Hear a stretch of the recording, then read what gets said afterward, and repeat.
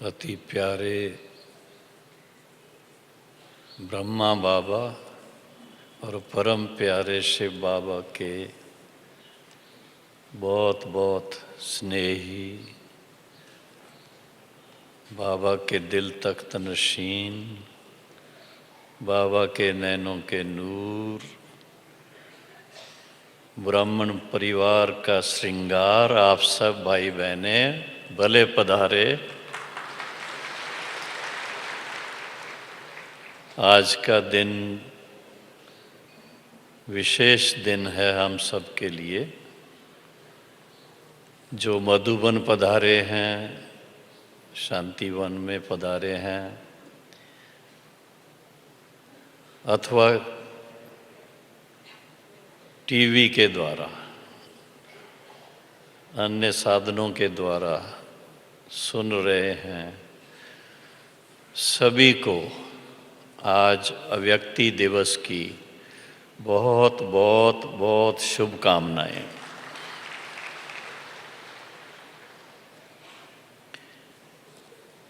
कोई भी दिन मनाया जाता है तो उसमें कोई विशेष लक्ष्य रहता है।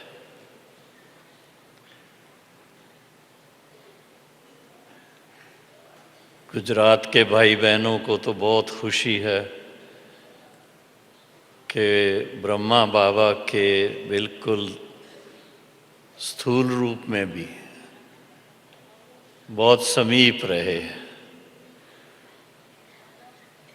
सरला दीदी आपको सुनाएंगी, जानकी दादी भी सुनाएंगी कि कैसे बाबा गुजरात को, खासकर अहमदाबाद को मधुबन का एक कमरा मानते थे।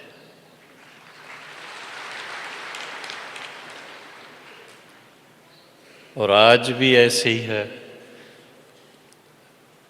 मधुबन में जब कोई अच्छा प्रोग्राम होता है, कोई बड़ा प्रोग्राम होता है, तो ईश्वरीय सेवा में सहयोगी बनने के लिए सबसे पहले किसको याद करते हैं? गुजरात को याद करते हैं।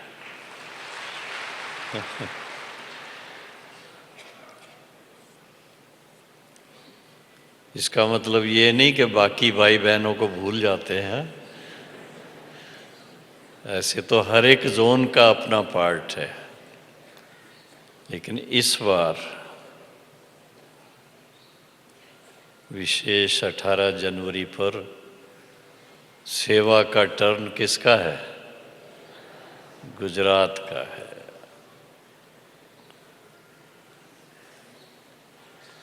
आज का जो मुझे विषय बताया गया है, ब्रह्मा बाप की अंतिम स्थिति। अंतिम स्थिति कहें या संपूर्ण स्थिति कहें, इसके बारे में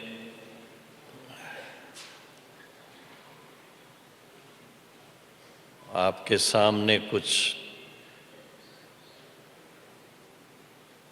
अनुभव ही रखेंगे।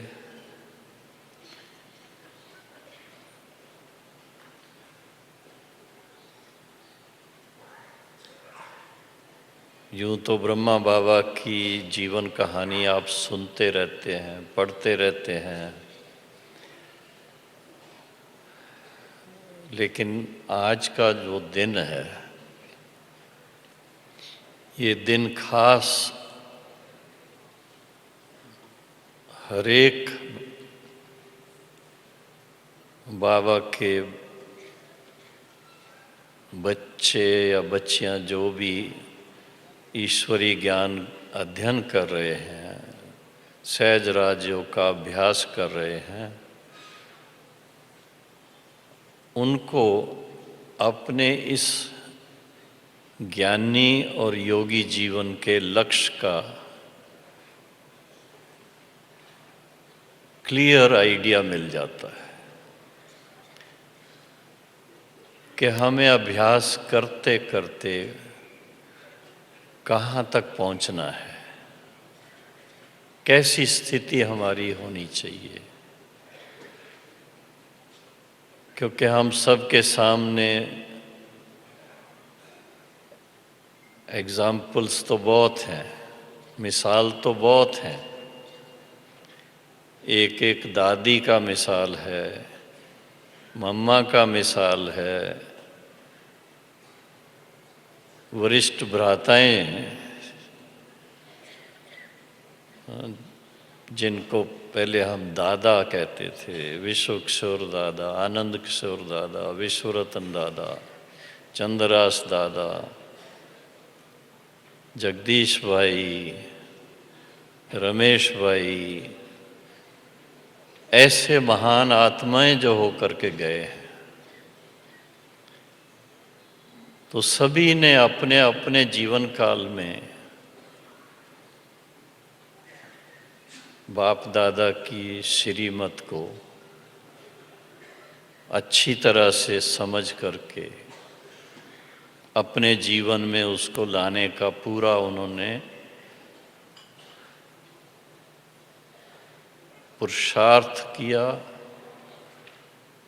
और ऐसी स्थिति को प्राप्त हुए जो सबके लिए मिसाल बन गए।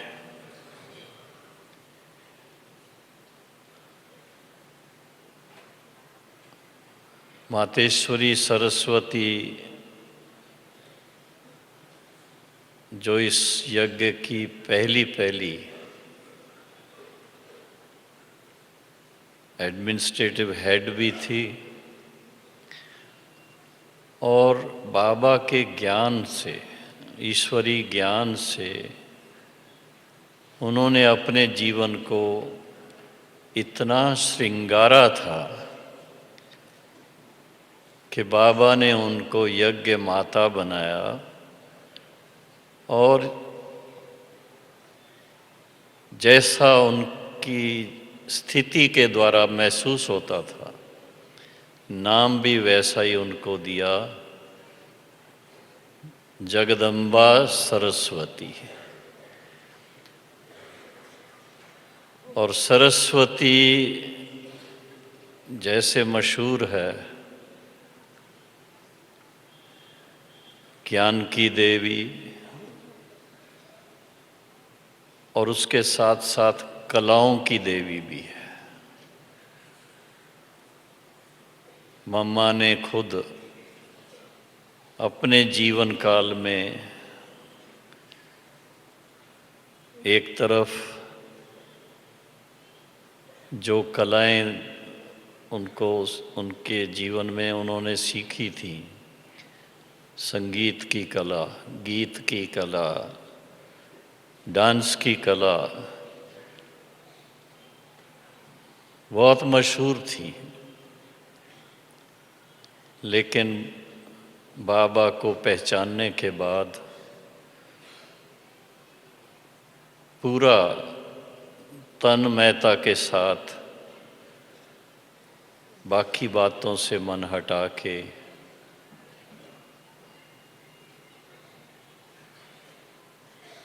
मनुष्य से देवता बनने के लिए, अथवा यूं कहें कि श्री सरस्वती से श्री लक्ष्मी पद प्राप्त करने के लिए जो शिव बाबा ने ब्रह्मा बाबा द्वारा ज्ञान दिया था, पूरा उसमें उन्होंने दिल व जान लगा दी। और कभी कोई सोचता नहीं था, शरीर की आयु उनकी कोई बहुत नहीं थी, लेकिन अपने लक्ष्य को पूरा करने तक वो पहुंच गईं और 1965 में अव्यक्त हो गई। उसके बाद ब्रह्मा बाबा का पाठ जो पहले बाप, परम पिता, परम शिक्षक परम सतगुरु के रूप में था। उनके साथ साथ पता नहीं आपने मुरली में कभी नोट किया भी होगा कि ब्रह्मा बाबा ने अपने रोल के बारे में कि ये बड़ी माँ भी है। हाँ, ब्रह्मा आप सुनेंगे किसी संत सन्यासी से तो वो ब्रह्म ब्रह्म कहते रहते हैं, पर ब्रह्मा तो बाबा हमेशा कहते थे ये मम्मा की भी मम्मा है, बड़ी माँ है ये। आज की मुरली आपने सुनी, साकार मुरली भी सुनी, अव्यक्त मुरली भी सुनी, इतनी गहराई की बातें बाबा ने सुनाई।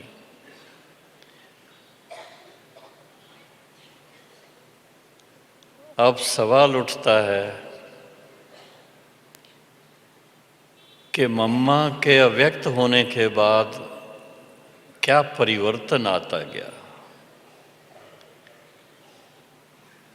सबसे पहली बात,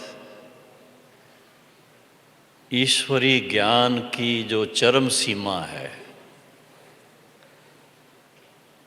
बाबा ने अच्छी तरह से हम सब के सामने ज्ञान की प्रकाष्ठा की। ऐसा ज्ञान की गहराई में ले गए जिसको यूं कहें कि बीच बीच में बाबा जैसे कहते थे कि रिफाइननेस होती है, रिफाइन हो रहा है ज्ञान। कोई कोई बात बाबा कभी कहते थे ये अभी समझाई नहीं है, अभी समझने की बाकी है। लेकिन आप देखेंगे 1965 के बाद जितनी भी मुरलियां चली हुई हैं, एक एक मुरली ज्ञान मुरली जैसे कि उसको कहा जाए स्टैंडर्डाइज्ड, एकदम स्टैंडर्ड की बन गई। आप पूरी मुरली पढ़ेंगे, बाई चांस कोई स्पेलिंग मिस्टेक हो सकती है, कोई बिंदु कहीं लगाना गलती हो सकती है, लेकिन ज्ञान जो परमात्मा के लेवल से ज्ञान है, हाईएस्ट, जिसके आगे कोई भी दूसरा ज्ञान, शास्त्रों के द्वारा दिया हुआ ज्ञान, वो मैच ही नहीं करेगा। इतनी उसके अंदर डेप्थ है, गहराई है, इतनी क्लैरिटी है और इतनी भव्यता है, इतनी ऊंचाई है। और जैसे कहा जाता है नॉलेज इज पावर, उस ज्ञान के हर वाक्य में शक्ति भरी हुई है। मैं समझता हूँ सभी भाई बहनें इस बात में सहमत होंगे कि रोज़ जब मुरली पढ़ते हैं या मुरली सुनते हैं, सुनने से पहले या पढ़ने से पहले अपनी स्थिति क्या होती है मन की, और जैसे जैसे मुरली सुनते जाते हैं, मुरली पढ़ते जाते हैं, तो अंदर ही अंदर शक्ति जैसे भर रही हो, खजाना भर रहा हो।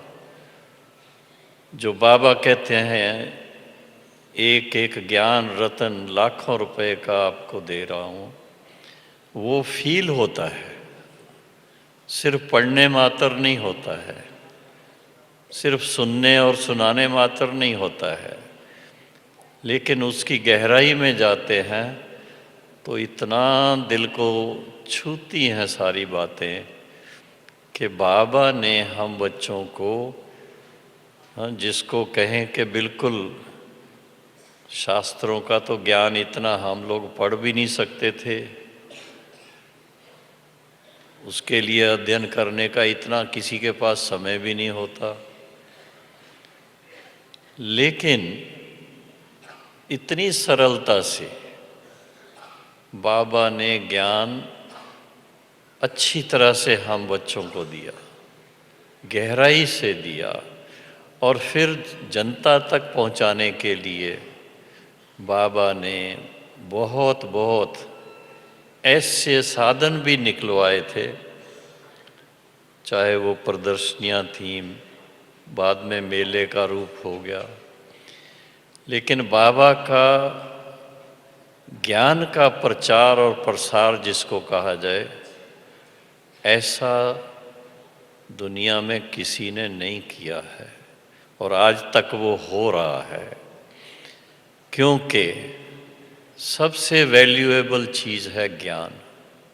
ज्ञान नहीं तो कहा जाता है ज्ञान के बिना मनुष्य अंधकार में है। जैसे ज्ञान की रोशनी से एक उजाला जैसे मन में हो जाता है, रास्ता साफ दिखता है, अपने लक्ष्य को बिल्कुल क्लियर सामने देखते हैं कि ये ईश्वरी ज्ञान इतना श्रेष्ठ ज्ञान है जो इतना ऊंचा लक्ष्य देता है कि मनुष्य को देवता बना देता है।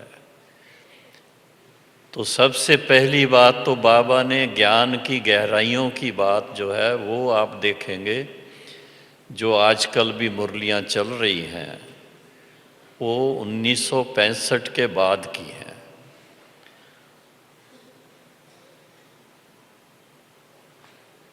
तो एक तरफ तो बाबा ने ज्ञान की गहराई की तरफ सभी का ध्यान खिंचवाया, और उसके साथ साथ फिर सबसे इम्पोर्टेंट सब्जेक्ट जो ईश्वरी जीवन का है, सभी जानते हैं, रोज मुरली के अंदर उस पर बहुत बाबा ताकीद करता है, ध्यान खिंचवाता है। कौन सा सब्जेक्ट है वो? याद की यात्रा। याद की महीनता क्या है, किस लेवल तक जाना है, क्या उससे प्राप्ति होने वाली है, उस बात को बाबा ने बहुत प्यार से समझा करके पक्का करवाया। लेकिन जैसे कहा जाता है, देखने से सहज लगता है, सीइंग इज बिलीविंग, ऐसे इंग्लिश में बोलते हैं कि देखने से ही विश्वास होता है। तो बाबा, हाँ, आज बाबा की खास याद का दिन है, तो बाबा ने क्या ऐसा किया जो आज के दिन हम उनको याद कर रहे हैं। बाबा ने विशेष रूप से शिव बाबा के साथ कैसे मन लगाना है, शिव बाबा और ब्रह्मा बाबा के बीच से जो थोड़ा बहुत भी डिस्टेंस था वो ख़त्म कैसे करना है। जो थोड़ा सा डिफरेंस कभी नज़र आता था, जो बाबा कहते थे कि जब शिव बाबा इस तन में आता है तो आप बच्चों को बाबा दृष्टि देता है, नहीं तो बाबा परमधाम में ही रहता है। लेकिन धीरे धीरे बाबा ने इस बात के ऊपर ज़्यादा पहले स्वयं से एक्सपेरिमेंट किए। आप देखेंगे कुछ एक मुरलियों में 8 घंटे की बात की हुई है बाबा ने। 8 घंटे आराम करो, 8 घंटे अपनी कारोबार करो, और बाकी 8 घंटे जो हैं उसका लक्ष्य रखने का कि 8 घंटे बाबा की याद में जाना है। इस बात को हम लोगों ने बहुत नज़दीक से अच्छी तरह देखा कि बाबा दिन प्रतिदिन इतना गहराइयों में, बाबा की याद की गहराई में इतना खो जाते, जैसे कि दोनों ब्रह्मा बाबा की आत्मा और शिव बाबा तो सदा ही आत्मा रूप में है, तो ब्रह्मा बाबा की आत्मा और परम पिता परमात्मा दोनों में धीरे धीरे समानता आती गई। समानता कैसे मालूम पड़ती थी? ज़्यादा से ज़्यादा साइलेंस में रहने का किसका पार्ट है? सारे कल्प के अंदर सबसे ज़्यादा परम धाम में साइलेंस में कौन रहता है? शिव बाबा रहते हैं ना। तो शिव बाबा साइलेंस में ज़्यादा रहते हैं, इसलिए साइलेंस की शक्ति शिव बाबा में बहुत ज़्यादा है, इसलिए वो सर्वशक्तिवान बन गया। उनके साथ मन लगाते लगाते ब्रह्मा बाबा ने भी अपनी स्थिति को इतना महीन, इतना दिव्य और इतना महान बना दिया कि उनको फिर वाचा में ज़्यादा आने का मन नहीं होता था। जो पुराने भाई बहने हैं, साकार बाबा के समय जो ईश्वरी सेवाओं में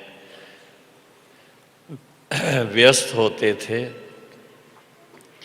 तो उनके मन में एक उत्कंठा रहती थी, सेवा करें और बाबा के पास जा कर के बाबा को सुनाएं, बाबा हमने ये सेवा की, हमने वो सेवा की। तो बाबा सुनते थे। पहला एक समय था पूरा पूरा समाचार सुनते थे, लेकिन धीरे धीरे देखने में आता गया कि बाबा अपने उस लक्ष्य को सामने ज़्यादा रख रहे थे कि मुझे 8 घंटा शिव बाबा की स्मृति में मन को लगाना है। उसके कारण बाबा की साइलेंस आगे से आगे बढ़ती गई, इतने तक के बाबा निंद्राजीत भी बनते गए। किसी समय भी बाबा को कोई जा करके आवाज़ देगा तो बाबा जागृत होता था, लेकिन विशेष रूप से दिन के टाइम भी सुबह मुरली सुनाना, कोई पत्र वगैरह लिखवाने हो यशोदादी को, वो लिखवा देने या लिख देने। उसके बाद बाबा फिर चाहे अपने रूम में गद्दी पर बैठ करके और चाहे बगीचे की झोंपड़ी में बैठ करके ऐसा साइलेंस में इतनी गहराइयों में चले जाते। और आप जानते हैं, सुना है आपने, जहाँ कोई योगी तपस्या करते हैं तो उस स्थान का वातावरण, वहाँ का वाइब्रेशन उसके अनुसार चार्ज हो जाता है। ऐसे वायुमंडल में कोई भी आता है बाहर से तो वो महसूस करता है। आज भी मैं आपको बताऊं, भाई बहनें भी बाहर से आते हैं जो अभी ज्ञान में नहीं हैं, जिन्होंने अभी तक कोर्स भी नहीं किया हुआ है, लेकिन जब वो शांतिवन में आते हैं, मधुबन में आते हैं, ऊपर जाते हैं, अंदर पांव रखते ही, गेट से अंदर आते ही उनको ऐसा लगने लगता है कि यहाँ कुछ वायुमंडल दुनिया से अलग है। क्योंकि यहाँ अभी भी, जैसे बाबा के समय बाबा स्वयं अकेले भी मेडिटेशन सारा दिन करते, ऐसे ही आजकल क्लासेस पे क्लासेस चलती हैं, मेडिटेशन होती रहती है, ज्ञान की बात होती रहती है, तो वायुमंडल में चेंज आती। लेकिन उस समय तो इतने भाई बहनें नहीं थे, थोड़े थे। जो थोड़े थे तो अवश्य मन में होता था बाबा से व्यक्तिगत जाके मिले, बाबा के साथ बात करें, बाबा से आगे के लिए, अपनी उन्नति के लिए गाइडेंस लें, और अगर कोई अपनी बात सुनानी हो, घर की बात हो, कारोबार की बात हो, तो वो भी बाबा को सुना के बाबा से श्रीमत लेते थे।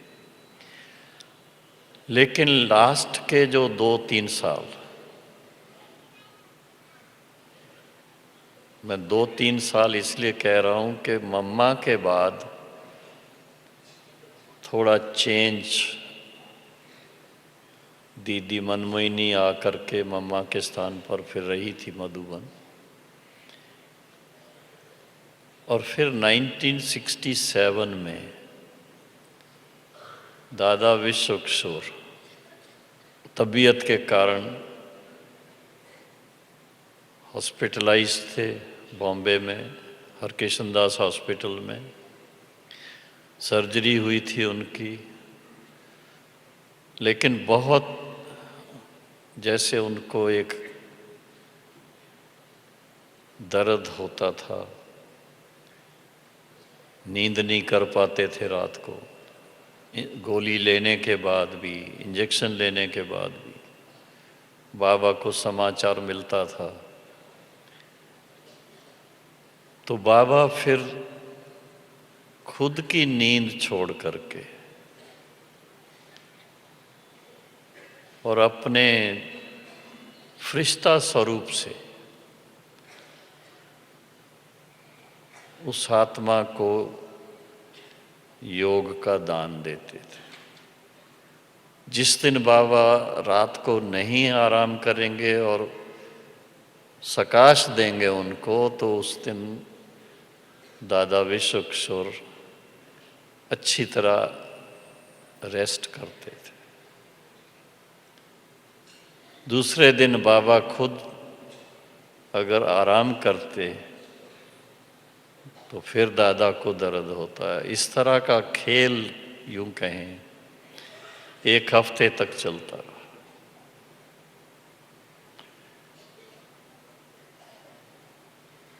एक हफ्ते के बाद अचानक विश्व किशोर दादा ने शरीर छोड़ा।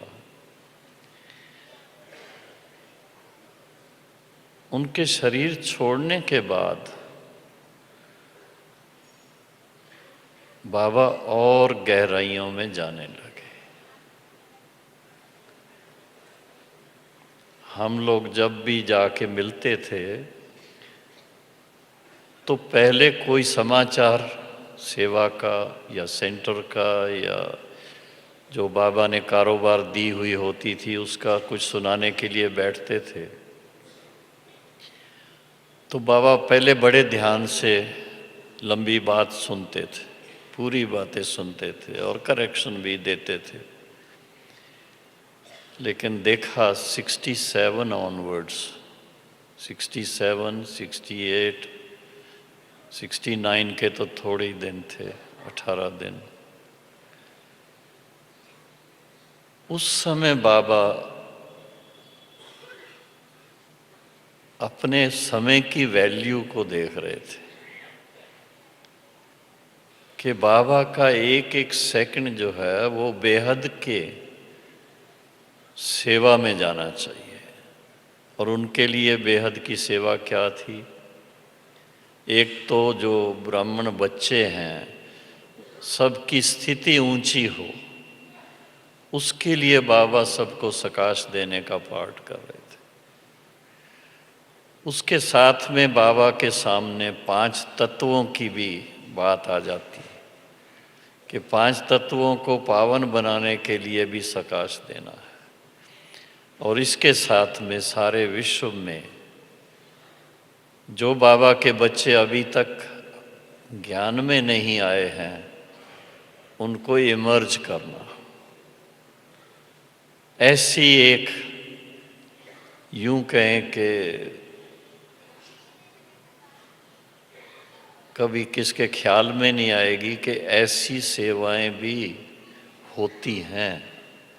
कैसे बाबा उस समय सारे विश्व के बच्चों को भी सामने अपने देख करके उनको भी दृष्टि देना, उनको भी सकाश देना है मुझे। और आप देखेंगे साकार मुरलियों में कहीं कहीं मेंशन्ड है, बच्चे आगे चल के देखेंगे विदेश से भी बच्चे आएंगे, वो भी आकर के अपना जो भाग्य है वो लेंगे। भिन्न भिन्न धर्मों के भी बच्चे आएंगे, वो आकर के शांति का विशेष अभ्यास करना उनके लिए बहुत बड़ी बात है, शांति का अनुभव करेंगे।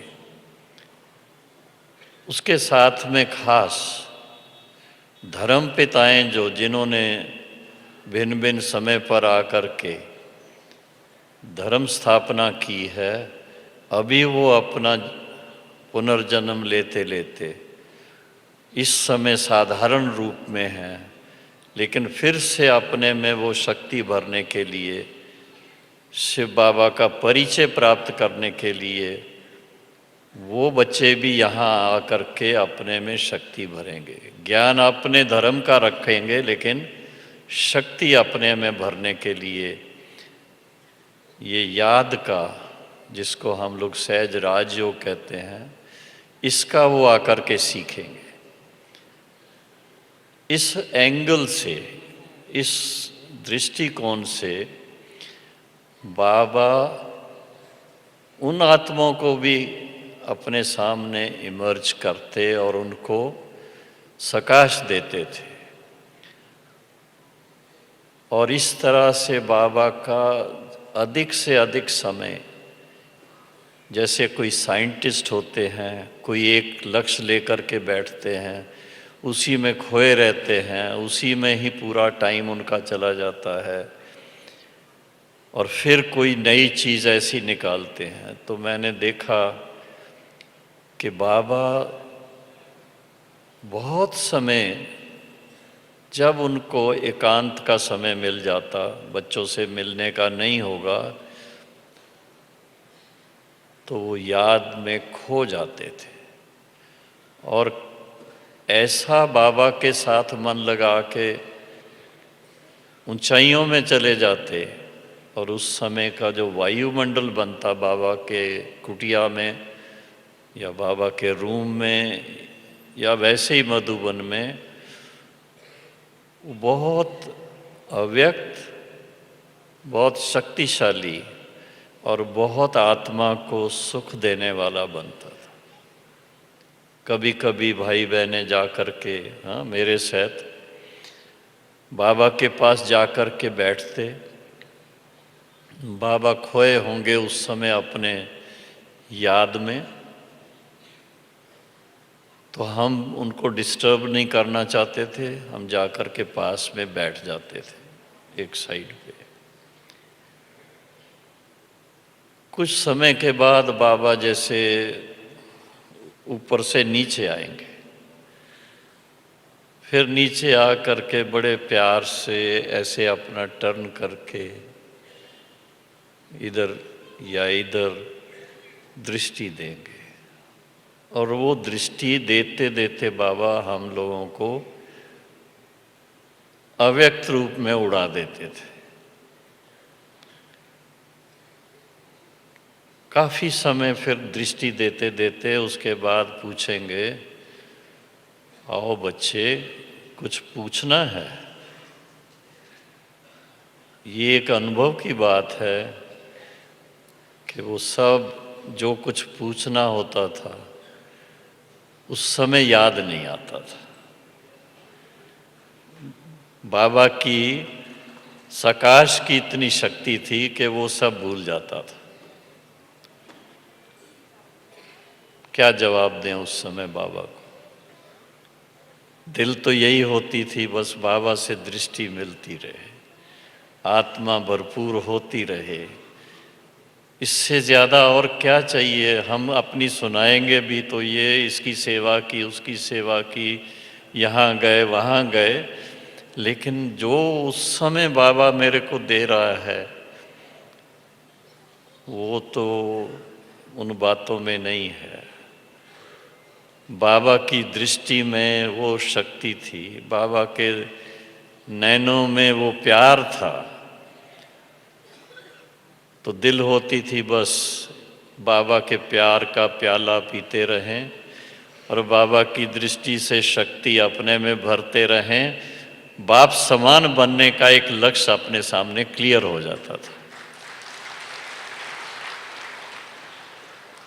अंदर यही आता था कि जितना बाबा ने अपने आप को ऐसा फरिश्ता बना लिया है, क्योंकि बाबा को स्थूल रूप में इतना हम लोग नहीं देखते थे जितना उनको फरिश्ता स्वरूप में देखते थे। तो कई भाई बहनें ये भी सुनाते हैं कि कभी कभी ऐसा भी अनुभव होता था कि बाबा सामने है और कभी देखते देखते जैसे वहाँ से गुम हो जाता है। ऐसे भी अनुभव होते थे। लेकिन यही कहूँगा कि बाबा ने हम बच्चों के सामने स्वयं का एक बहुत शक्तिशाली मिसाल कायम किया कि मनुष्य जीवन किसके लिए है, इसका लक्ष्य क्या है, और उस लक्ष्य को प्राप्त करने के लिए दृढ़ संकल्प है अगर, और लक्ष्य क्लियर है, और उसके लिए जो योग्य और यथार्थ अभ्यास है उस पर पूरा अटेंशन है, तो धीरे धीरे उस स्थिति तक हम पहुंच सकते हैं। बाबा ने हम बच्चों के लिए कई बातें कही हुई हैं। याद की यात्रा में क्या क्या फायदे हैं, और आज की मुरली में भी, अव्यक्त मुरली में एक बात कही। कई सारी बातें आती हैं, कोई समस्याएं भी आती हैं, कोई विघ्न भी आते हैं, लेकिन अगर आप अपनी याद की शक्ति को बढ़ाते जाते हैं तो आपकी स्थिति उपराम हो जाती है। आप उसकी चिंता नहीं करते। फिर बाबा के साथ मन लगा हुआ है, कोई भी बात आती है, कोई विघ्न आता है, उससे पार हो जाते हैं, स्वतः ही पार हो जाते हैं। बहुत नाम मात्र थोड़ा सा पुरुषार्थ करना पड़ता है। तो ये बात प्रैक्टिकल में देखते थे। और बाबा को समय की कितनी वैल्यू थी कि समय बहुत थोड़ा है। आज भी मुरली में था, सुना तो है हम सभी ने। कितना समय है, कई सारी बातें बताई अव्यक्त मुरली में।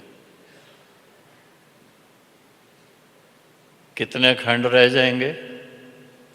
भारत खंड के लिए बाबा ने कहा आखिर भारत खंड रहेगा, बाकी सब किस रूप में चेंज हो जाएंगे? पिकनिक स्पॉट बन जाएंगे। पर किसके लिए बनेंगे? किसके लिए? जो पास्ट को भस्म करेंगे योग अग्नि से, योग अग्नि से पास्ट को भस्म करेंगे। योग बल इतना इकट्ठा करेंगे जो प्रकृति जीत बन जाएंगे, और इसके साथ साथ ऐसा श्रेष्ठ कर्म, अनेकों का कल्याण करने का कर्म जो है, ऐसे श्रेष्ठ कर्म करेंगे तो अवश्य ही वो अगले जन्म में कहाँ होंगे। जैसे ब्रह्मा बाबा श्री कृष्ण के चित्र को देख करके बहुत खुश होते थे कि कल मैं जा कर के ऐसा बनने वाला हूँ, तो ऐसे ही बाबा के बच्चे भी जब इस तरह से पुरुषार्थ, जिगरी पुरुषार्थ करते हैं, तो अवश्य ये ख्याल चलेगा हम भी बाबा के साथ श्री कृष्ण या श्री राधे के स्वरूप में जाकर के पहुँचेंगे। हम भी उनके साथ जाकर के जो मशहूर है श्री कृष्ण लीला, वो लीलाएं नहीं जो हम सुनते हैं, लेकिन राधे कृष्ण की रास मशहूर है। तो राधे कृष्ण अकेले तो रास करते नहीं हैं, भक्तों ने क्या किया ये बताने के लिए कि नहीं हम सभी भी वहाँ होंगे, तो एक एक गोपी के साथ श्री कृष्ण को दिखा दिया। हाँ, 8 को दिखाते हैं, उसमें 8 कृष्ण। अब सवाल उठता है कि 8 कृष्ण एक साथ होंगे क्या? लेकिन एक जैसे कृष्ण जैसे इस लेवल तक पहुंचने वाले, जो उस समय श्री कृष्ण के साथ, श्री राधे के साथ रासलीला में शामिल हो सकेंगे। आपसे पूछता हूँ, तैयार हैं आप होने के लिए? चलेंगे? हाँ, थोड़े से बीच में हैं, बाकी आगे वाले तो कहते हैं अभी नहीं। हाँ, जो चलने के लिए तैयार हैं हाथ खड़ा करो मेरे साथ। फिर तो बहुत बहुत बड़ा स्थान बनाना पड़ेगा ताकि सभी रास अच्छी तरह से कर सके।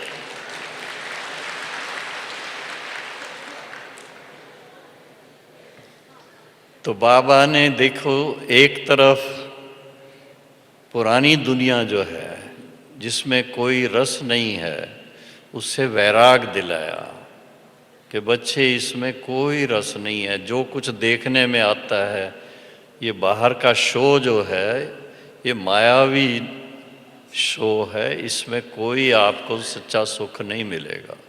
अल्पकाल का सुख मिलेगा और बहुत काल का दुख मिलेगा।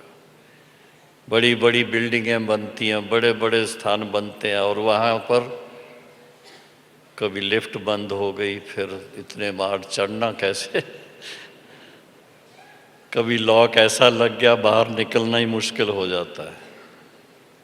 बहुत सारे हादसे होते रहते हैं, वो तो अखबारों में आप पढ़ते हैं। लेकिन बात है सारी कि बाबा के साथ, हाँ बाबा कह रहा हूँ, ब्रह्मा बाबा के जैसा बनना, अर्थात फिर उसके बाद कर्मातीत बन के परमधाम में जाना, और फिर आके यहाँ श्री कृष्ण के साथ लीला में शामिल होना। श्री कृष्ण लीला का नाम इसीलिए हुआ कि नंबर 1 वो है। ऐसे तो जो साथ में होंगे वो भी तो लीला में होंगे, लेकिन नंबर 1, तो नंबर 1 होने के लिए क्या पुरुषार्थ किया बाबा ने, वो हम प्रैक्टिकल देखते रहे कि पुरानी दुनिया से, पुराने रस्मों रिवाज से, पुरानी आदतों से जिगरी वैराग, उसके लिए कोई थोड़ा भी इंटरेस्ट नहीं, और फिर इसके साथ में बहुत बहुत दिव्यता से बाबा प्यार से ऐसे हाथ दे करके धीरे धीरे, हाँ थोड़ा रास भी कराते थे, ये भी था। ऐसा नहीं कि बिल्कुल रूखापन आ गया, सूखापन आ गया, वो भी नहीं था। उस समय ऐसे अनुभव करा देते थे जैसे कि हम बच्चे कलयुग में नहीं हैं।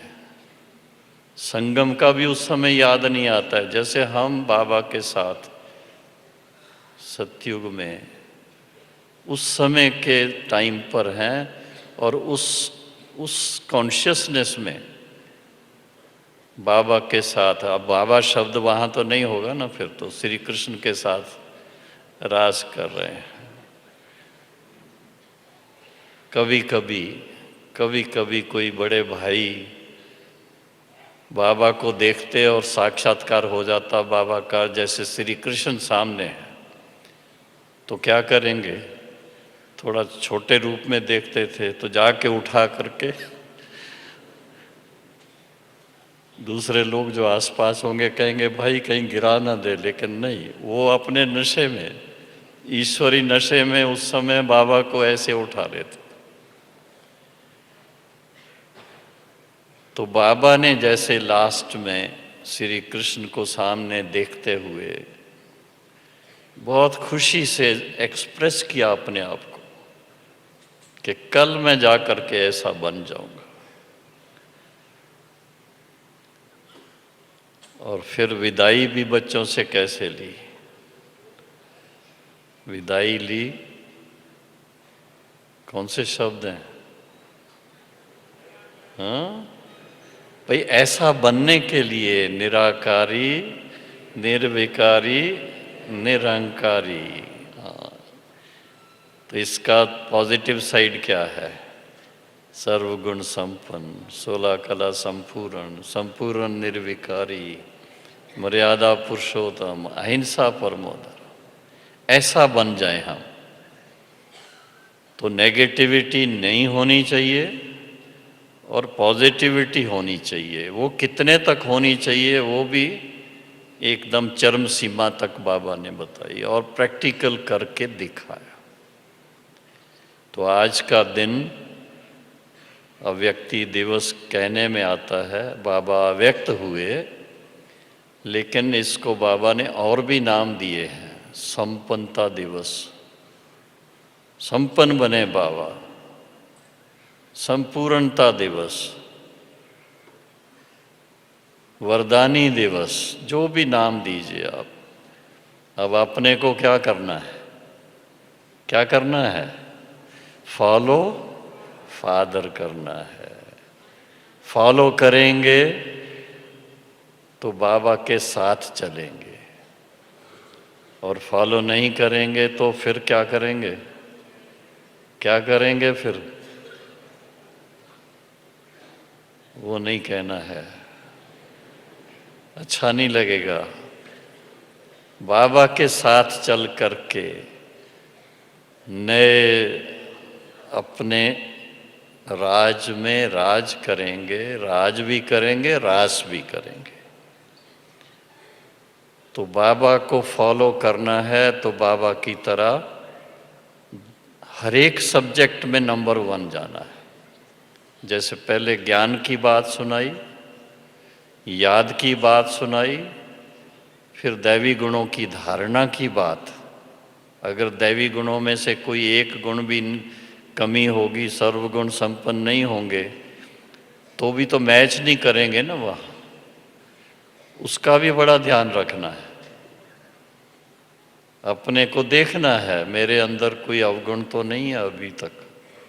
अगर है तो 18 जनवरी सबसे शुभ दिन है। आज के दिन उसको अलविदा कर दो। कई बार वो बहनें प्रोग्राम रखती हैं अलविदा, क्या अलविदा तनाव। तो अभी यहाँ तो तनाव की बात ही नहीं है ना। है किसी को तनाव अभी? यहाँ तो खुशी खुशी है भाई, आपस में मिलते हैं, ओम शांति यही कहते हैं।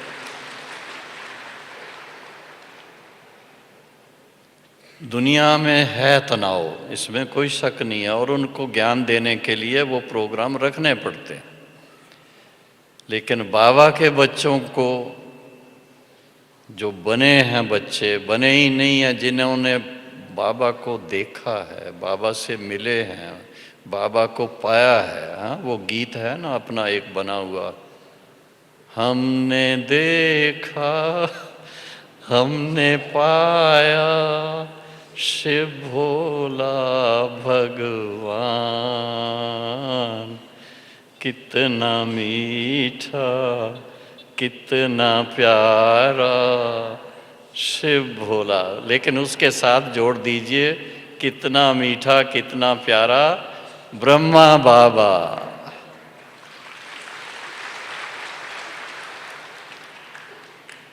तो अभी थोड़ा टाइम, 4 मिनट बाकी है मेरे क्लास के लिए। तो 4 मिनट में क्या करेंगे? क्या करेंगे? बहुत कुछ कर सकते 4 मिनट में। थोड़ा सीधे बैठ जाएं सभी।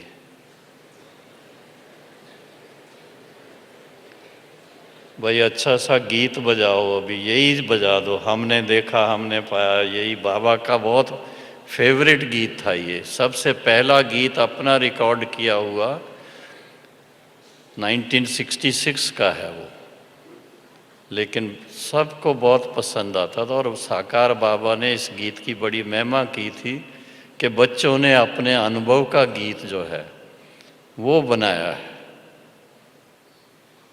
बहुत बड़े प्रोग्राम में बॉम्बे में ये गीत बजा था। अनेक भाई बहने, 600-700 थे, सब ने उस समय जैसे शिव बाबा का साक्षात्कार किया था। जी, तो चलो बाबा के पास। हाँ, परम धाम में नहीं जाना अभी।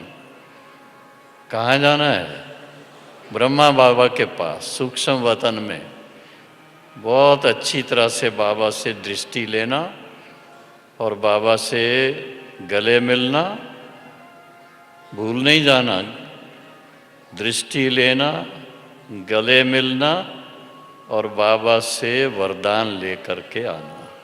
मेरे से कई बार बोलते हैं कोई वरदान दीजिए। मैं कहता हूँ वरदान तो बाबा ने बहुत दे दिए हैं, अभी और कितने वरदान मैं कहाँ से लाऊंगा? बाबा का दिया हुआ इतने वरदान है, तो मैं कौन से वरदान नए दूंगा? इससे तो अच्छा है खुद ही अपना वरदान आप लेकर के आओ आज। जी,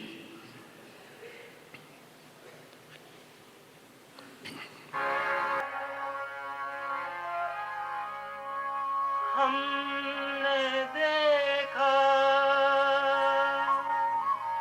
हमने पाया शिव भोला भगवान, कितना मीठा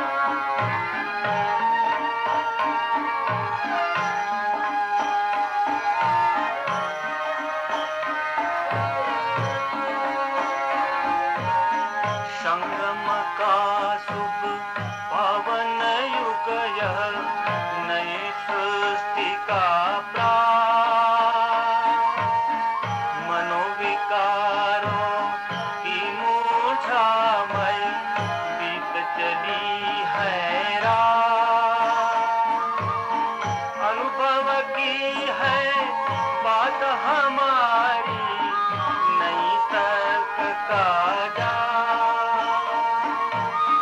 कर लो परिचय परम पिता का नहीं शब्द जंजाल, नहीं शब्द जंजाल। सहज योग हेतु हमें चिंता पूर्ण निर्वाण, जीवन मुक्ति यह कर देता सुनो गीता ज्ञान, सुनो गीता ज्ञान। हमने देखा हमने पाया शिव भोला भगवान, कितना मीठा कितना प्यारा शिव भोला भगवान।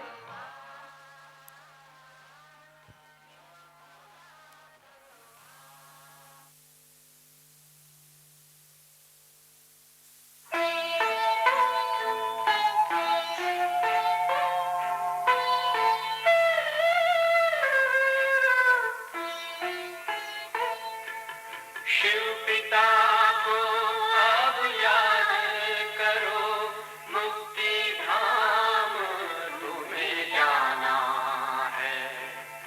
अपने सुकर्मों के प्रकार ही सतयुग में तुमको आना है।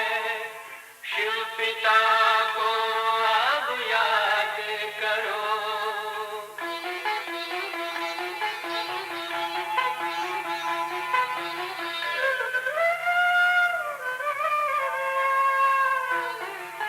ये संगम का स्वर्णिम युग है, शिव पिता फिर से आया है। ब्रह्मांक से शिव बाबा ने वही गीता ज्ञान सुनाया है। कलयुग का अंत अब आया है, विकराल विनाश खड़ा आगे।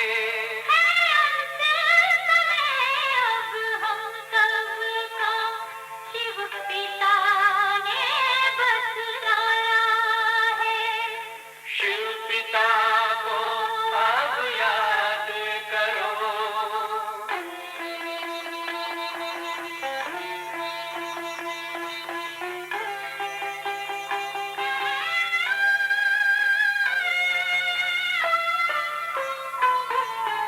पांडव शिव शक्ति सेना की रणभेरी अब फिर बजती है।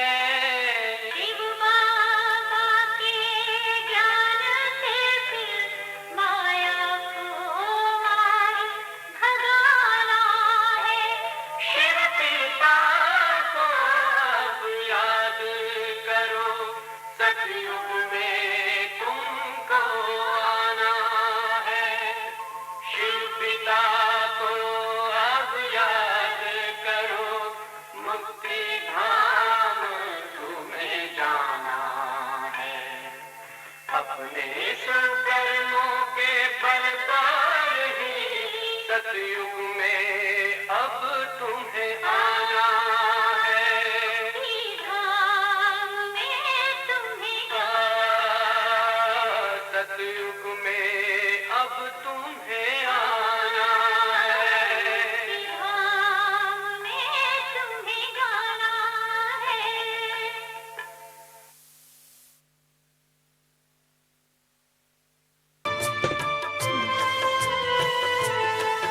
ओ प्यारे ब्रह्मा बाबा, आँखों के सामने से आँखों में तुम समाये थे आज ही के दिन। ओ प्यारे ब्रह्मा बाबा, आँखों के सामने से आँखों में तुम समाये थे आज ही के दिन। ओ प्राण प्यारे बाबा, प्राणों को करके अर्पण संपूर्णता को पाए थे। आज ही के दिन 18 जनवरी 18 जनवरी 18 जनवरी आज ही के दिन।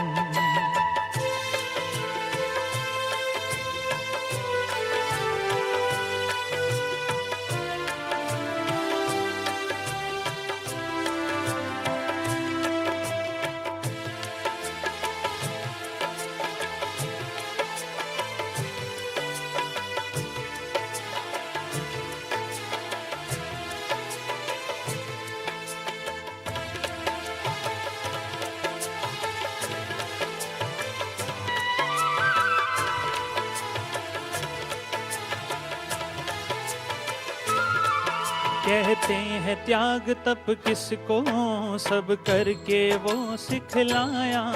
कहते ही नहीं थे बाबा, सब करके भी दिखलाया।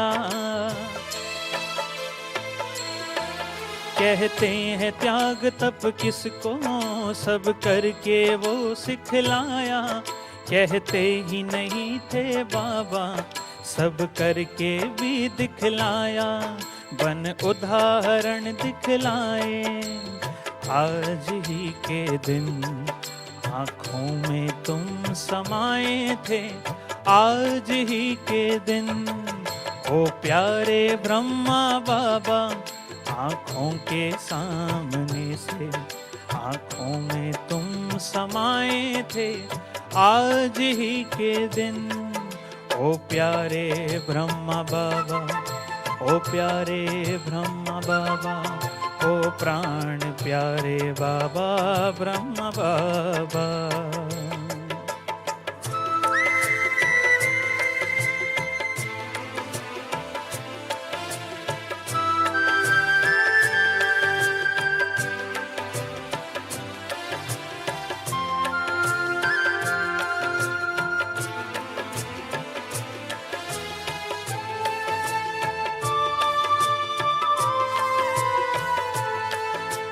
प्यार का सागर छलका तो स्नेह से भर गई अखियां। हम सबको पावन करने ले चली नयन से नदियां। प्यार का सागर छलका तो स्नेह से भर गई अखियां। हम सबको पावन करने ले चली नयन से नदियां। शिव सागर में समाए आज ही के दिन। आँखों में तुम समाए थे आज ही के दिन। ओ प्यारे ब्रह्मा बाबा, आँखों के सामने से आँखों में तुम समाए थे आज ही के दिन। ओ प्यारे ब्रह्मा बाबा, ओ प्यारे ब्रह्मा बाबा, ओ प्राण प्यारे बाबा ब्रह्मा बाबा।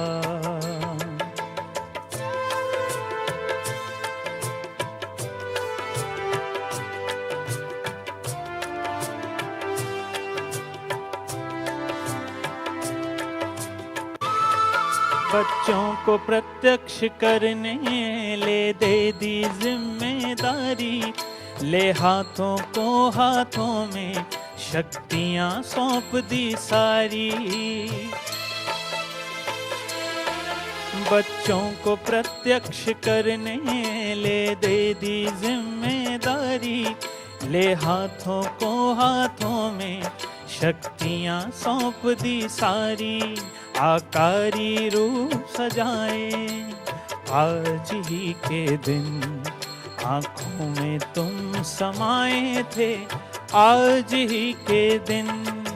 ओ प्यारे ब्रह्मा बाबा, आँखों के सामने से आँखों में तुम समाए थे आज ही के दिन। ओ प्राण प्यारे बाबा, प्राणों को करके अर्पण संपूर्णता को पाए थे आज ही के दिन। ओ प्यारे ब्रह्मा बाबा, ओ प्यारे ब्रह्मा बाबा, ओ प्यारे ब्रह्मा बाबा, ब्रह्मा बाबा। ओ प्यारे ब्रह्मा बाबा, ओ प्यारे ब्रह्मा बाबा, ओ प्राण प्यारे बाबा ब्रह्मा बाबा। ओम शांति।